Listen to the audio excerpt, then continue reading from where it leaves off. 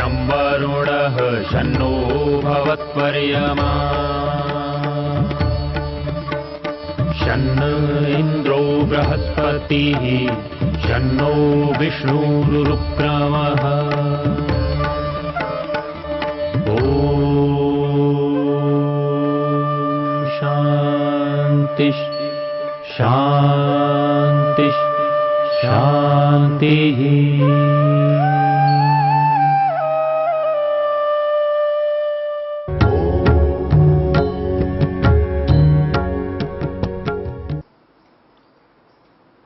तो ये संसार दिव्य है, हम इसको अच्छा भी मान रहे हैं, बहुत सुखद है ये, बहुत सुविधाएं देता है ये हमें। इतने तक ही वहीं पर सीमित नहीं रहना, ये देखना ये जो दिव्य जगत है इसका रचने वाला कौन है, किसने बनाया है। ये परमात्मा के कर्म है। विष्णोः कर्माणि पश्यत।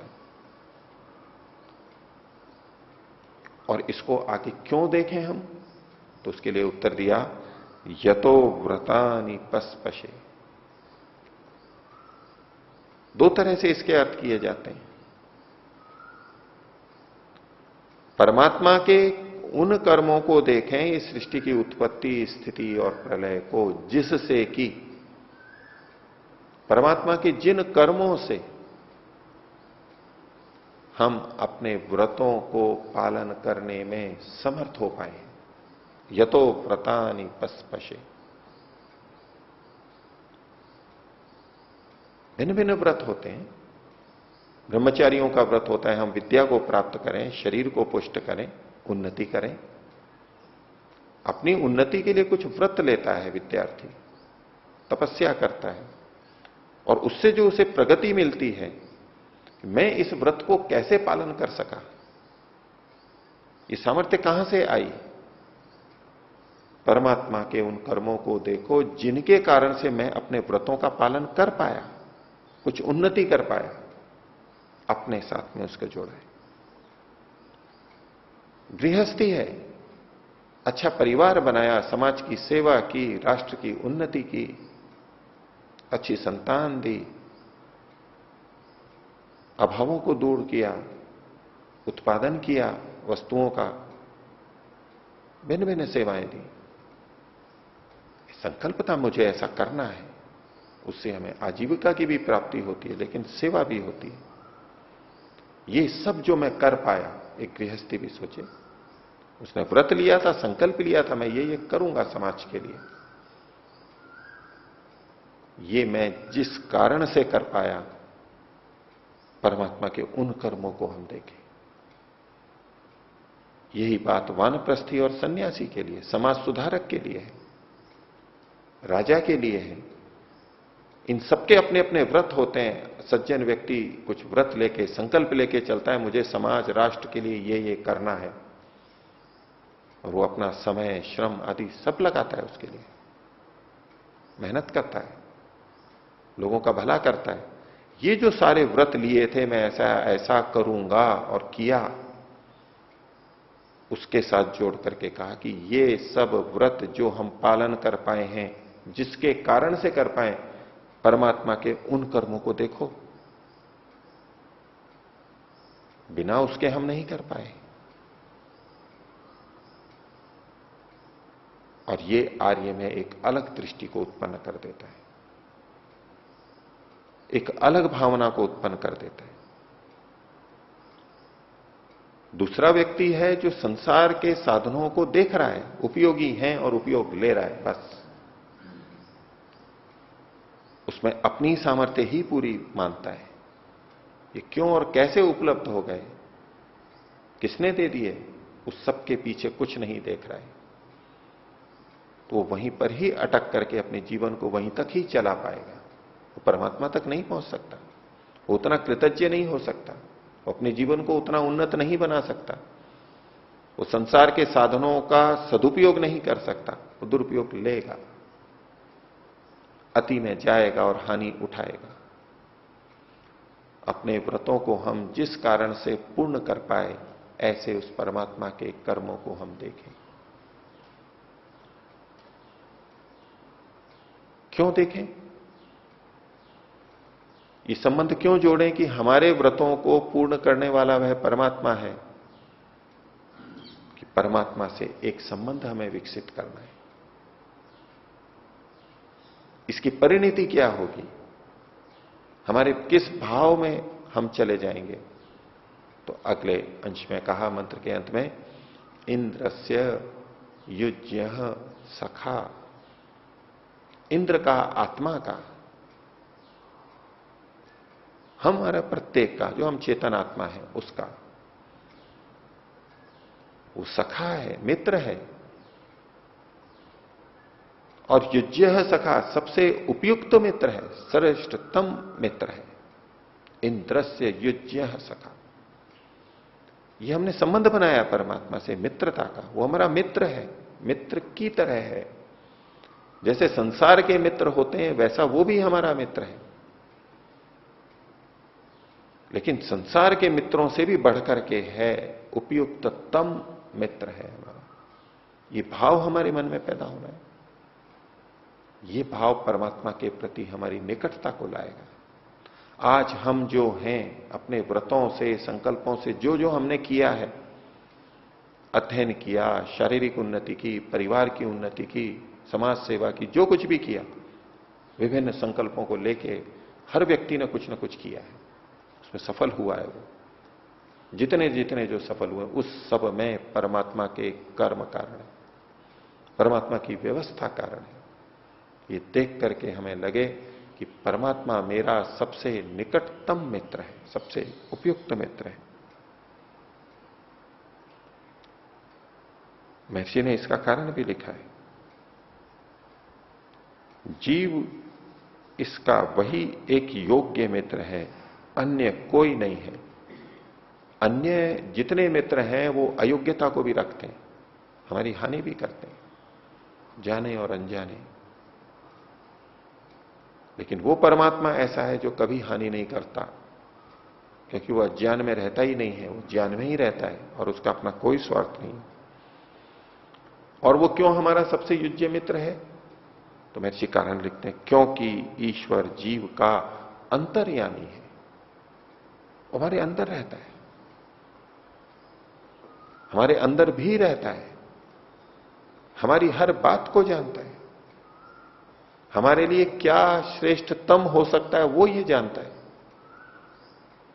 अन्य दूसरे मित्र भी पूरी भावना से युक्त होते हुए,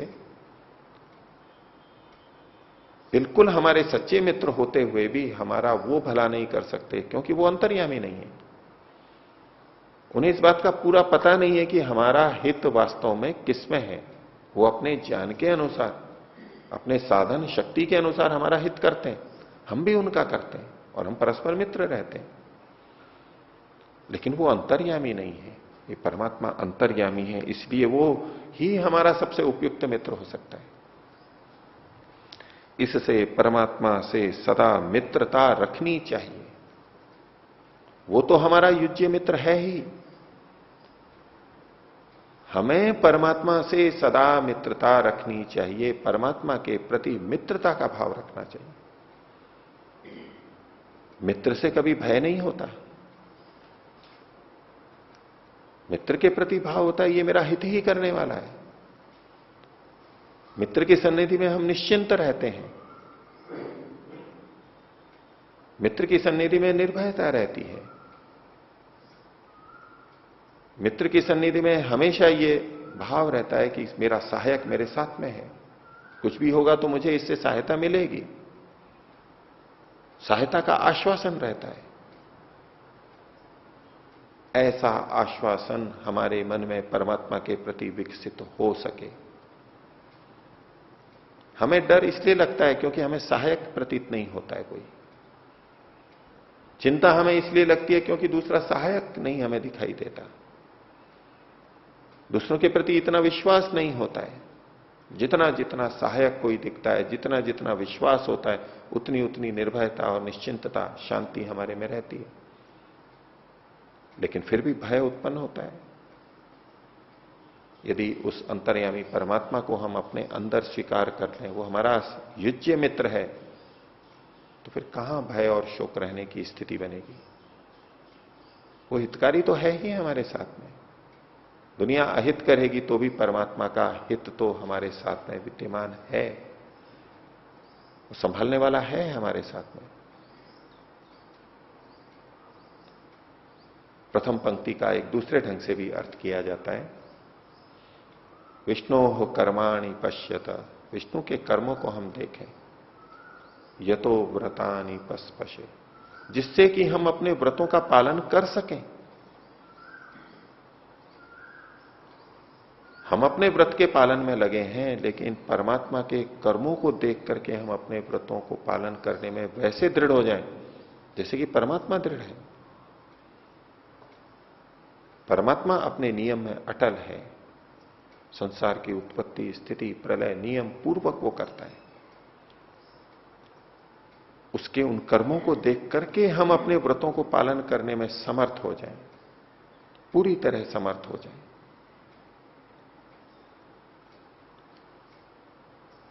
परमात्मा के कर्मों को हम संसार में देखते हैं। संसार भौतिक है, जड़ है, और इस जड़ जगत में जो चेतन प्राणी हैं उनके भी शरीर तो जड़ ही है, अंदर चेतन तत्व है।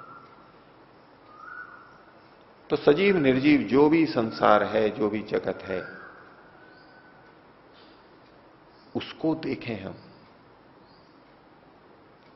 एक तरफ धार्मिक व्यक्ति आंख बंद करके अंदर आत्मा और परमात्मा को जानने समझने का प्रयास करता है, अनुभव करने का प्रयास करता है। तब कहा जाता है कि बाहर मत देखो, बाहर के विषयों से संपर्क में मत आओ, क्योंकि नहीं तो अंदर नहीं देख पाओगे। वो एक अपनी जगह साधना है, लेकिन बाहर देखना भी हानिकारक नहीं है। परमात्मा के कर्मों को देखना है तो हमें इस सृष्टि में देखना होगा, इस शरीर में देखना होगा, बाहर ये जगत में देखना होगा।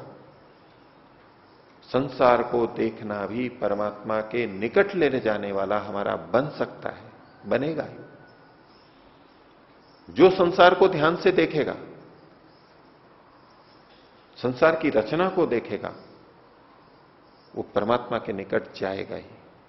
उसे परमात्मा को मानने को विवश होना ही पड़ेगा।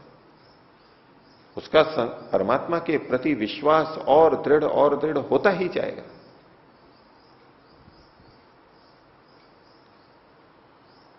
यदि संसार को केवल सुख प्राप्ति के साधन के रूप में देखते हैं,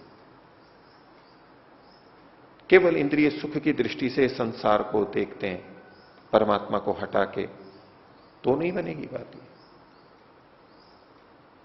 रचनाकार को भी देखना है, उसकी रचना कैसी है, उसने क्यों बनाया है, किस तरह से बनाया है, उसमें क्या होता है तो ठीक रहता है, क्या किया जाता है तो वो गलत हो जाता है, हानिकारक हो जाता है, ये सब देखना।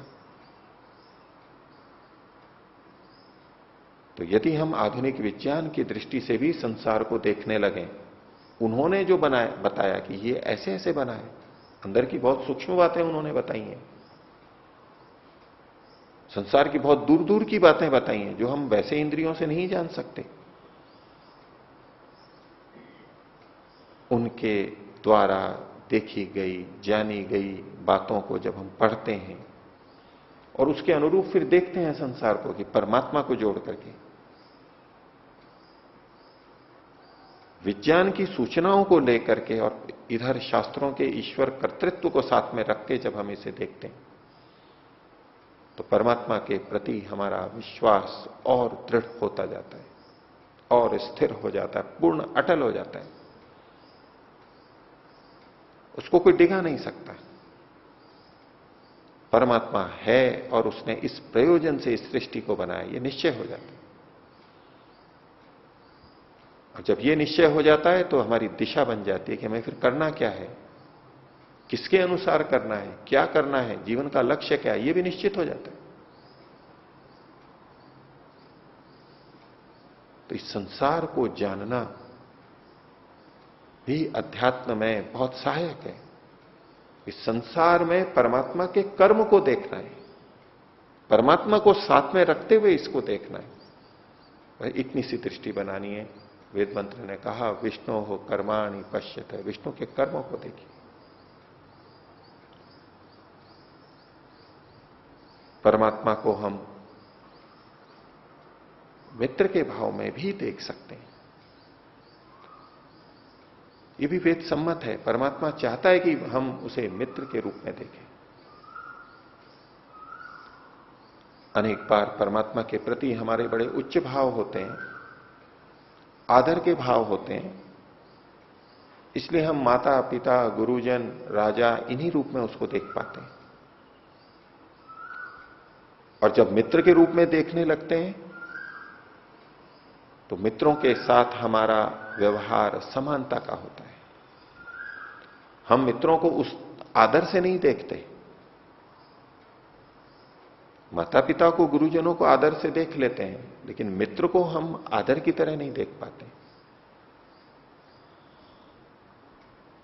वहां हित का भाव होता है, लेकिन आत्मीयता का भाव मित्रता में भी होता है। आत्मीयता का भाव माता पिता के साथ भी होता है, ये मेरे हैं, अपने हैं, हितकारी हैं। लेकिन मित्र के साथ आदर भाव उस तरह का ना होते हुए भी निकटता तो बहुत होती है। माता पिता गुरुजनों को जो बात हम नहीं कह सकते, एक विशेष भाव होता है, वहां हर चीज व्यक्त नहीं हो पाती। कुछ चीजें हम नहीं कह पाते आदर के कारण से, लेकिन वो बहुत सी बातें हम मित्र को कह देते हैं, मित्र हमें कह देता है।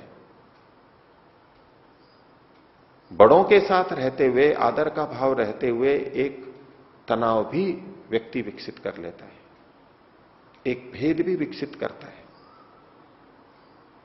भिन्नता रहती है। लेकिन मित्र के साथ में जैसे कि सब कुछ खुला हुआ है, अच्छाई भी बुराई भी, गुण भी अवगुण भी, सब खुले हैं जैसे। तो परमात्मा के प्रति हमें आदर भाव बनाए रखते हुए भी मित्रता का भाव हो सकता है, हमें करना चाहिए। परमात्मा से क्या छुपाना है? ये बड़ी विचित्रता है। परमात्मा को हम माता पिता गुरु मानते हुए भी मित्र मान सकते हैं। संसार में भी कभी कभी ऐसा होता है कि माता और पिता ऐसे व्यवहार करने लगते हैं जैसे मित्र हैं, हम भी मित्रवत समझते हैं। ऐसा हो सकता है।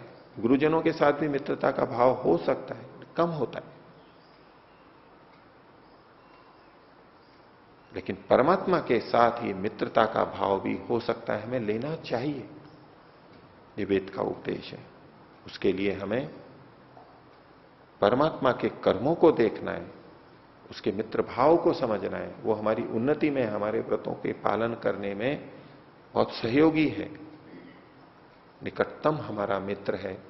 परमात्मा के प्रति निर्भयता रखते हुए इस संसार में, उसके बनाए इस दिव्य संसार में हम जिएंगे तो ये संसार हमारे लिए उस फल को देने वाला बन जाएगा जिस फल को देने के लिए परमात्मा ने इस संसार को रचा है, और जिस फल की प्राप्ति के लिए हमने मनुष्य शरीर धारण किया है। हमें ये मनुष्य शरीर मिला है। मंत्र के भावों को मन में रखते हुए, परमात्मा के प्रति सखा भाव रखते हुए ओम का उच्चारण। ओ